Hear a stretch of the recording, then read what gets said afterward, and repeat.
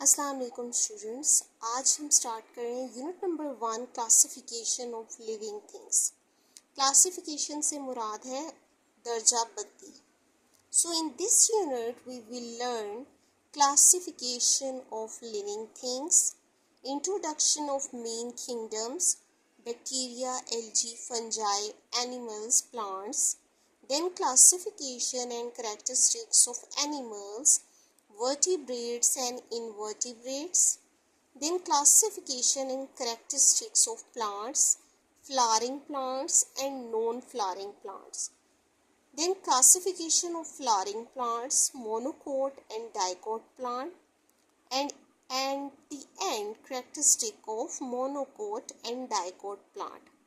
So students, इस unit में हम जानदारों की दर्जाबंदी सीखेंगे। इसके बाद हम डिफरेंट जो किंगडम्स हैं उनका तारुफ, बैक्टीरिया, एल्गी, फंजाई और डिफरेंट एनिमल्स और प्लांट्स, एंड देन एनिमल्स की क्लासिफिकेशन और उनकी कैरेक्टरिस्टिक्स, उनकी स्टडी करेंगे।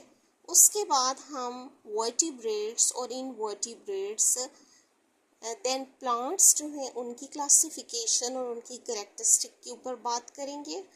फिर उसके बाद हम लास्ट में मोनोकोट एंड डाइकोट प्लांट की कैरेक्टरिस्टिक की बात करेंगे। सो चलते हैं क्लासिफिकेशन के इंट्रोडक्शन की जानिब। So classification means sorting out things into groups on the basis of similarities and differences among them. You can see in the figure shows 3 groups of objects, and in each group things are put together on the basis of some similarities among them.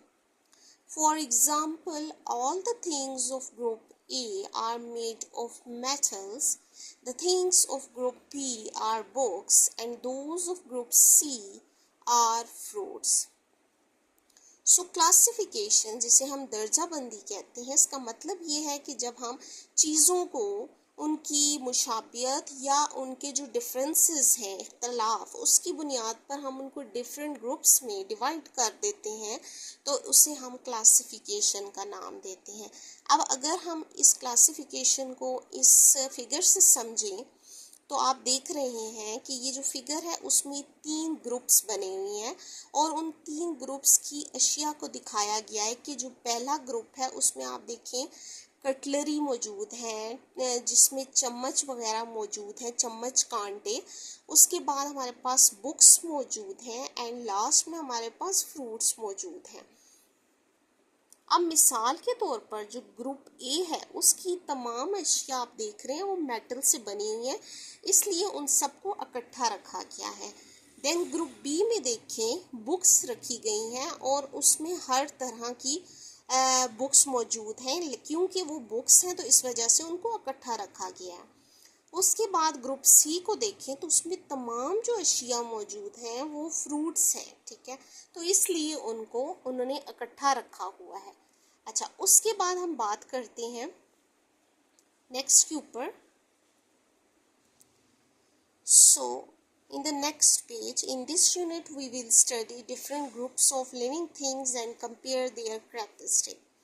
Now इस unit में हम different जो जानदार के मुख्तलिफ ग्रुपों का मुताला करेंगे, और उसके साथ साथ हम उनकी जो कैरेक्टरिस्टिक्स हैं उनका भी जायज़ा लेंगे।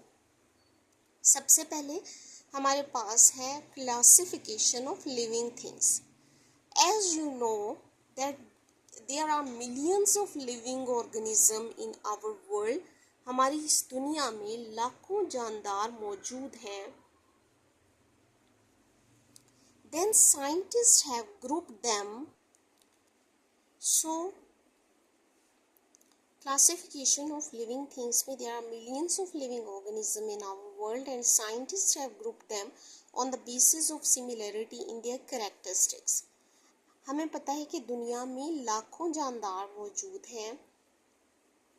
उसके अलावा जो स्टडी करने वाले हैं साइंटिस्ट, जो कि प्लांट्स और एनिमल्स की स्टडी करते हैं, उन्होंने इनकी खसूसियात की वजह से इनको डिफरेंट ग्रुप्स में तकसीम किया है कि जो इनकी similarity on the basis of similarity, यानी इनकी मुशाबियत और इख्तलाफ की वजह से इन्हें इख्तलाफ की बुनियाद पर ग्रुपों में तकसीम किया है, और उस चीज़ को हम क्लासिफिकेशन का नाम देते हैं। ठीक है, so grouping of living organism on the basis of similarities and differences in their characteristic is called classification of living things.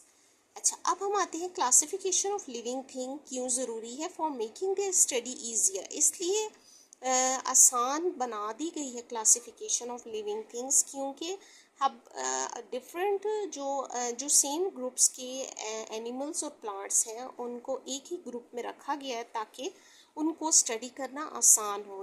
क्योंकि अगर डिफरेंट ग्रुप्स डिफरेंट ग्रुप्स के जो स्पीशीज़ हैं वो अगर एक ही में डाले जाएंगे तो उसकी वजह से कंफ्यूजन क्रिएट होगी। So during classification scientist examine the characteristic of an unfamiliar organism and find its proper group. They also suggest name for the organism for its identification. फिर इसी तरह क्लासिफिकेशन के दौरान साइंटिस्ट जो हैं उन्होंने एक अनफेमिलियर यानी जिसके बारे में उनको पता नहीं था उसकी कैरेक्टरिस्टिक्स उन्होंने एग्जामिन की, स्टडी की, तो उसके लिए उन्होंने एक प्रॉपर ग्रुप बनाया और फिर उसको एक नाम भी दिया गया ताकि उसको आइडेंटिफिकेशन उसकी आसानी से हो सके। उसके बाद हम जाते हैं जी 5 किंगडम सिस्टम ऑफ क्लासिफिकेशन। अच्छा जी, 5 किंगडम सिस्टम ऑफ क्लासिफिकेशन क्या है? Nowadays scientist classify living thing into 5 main groups. अच्छा, जो 5 मेन ग्रुप्स में अब साइंटिस्ट ने लिविंग थिंग्स को डिवाइड किया है और उनको नाम क्या दिया, आप देखें। These kingdoms are named as Monera, Protista, Fungi, Animalia and Plantae. So example of living thing that belong to these kingdom are as under। अब ताकि उनको स्टडी करना आसान हो तो उसके लिए उन्हें डिफरेंट किंगडम्स में डिवाइड कर दिया गया। जैसे कि आप ये देखें कि एग्जांपल में बैक्टीरिया लिखा हुआ है, यानी बैक्टीरिया जो है वो किंगडम मोनरा में डाले गए हैं। उसके बाद एल्गी जो है वो किंगडम प्रोटिस्टा में, देन यीस्ट, मशरूम्स वगैरह ये किंगडम फंजाई में। उसके बाद तमाम एनिमल्स जो हैं वो किंगडम एनिमेलिया में, और तमाम प्लांट्स जो हैं वो किंगडम प्लांटी में। तो आज के लिए हम अपना टॉपिक यहीं पर एंड करते हैं। कल हम नेक्स्ट टॉपिक के साथ हाजिर होंगे। अल्लाह हाफिज़।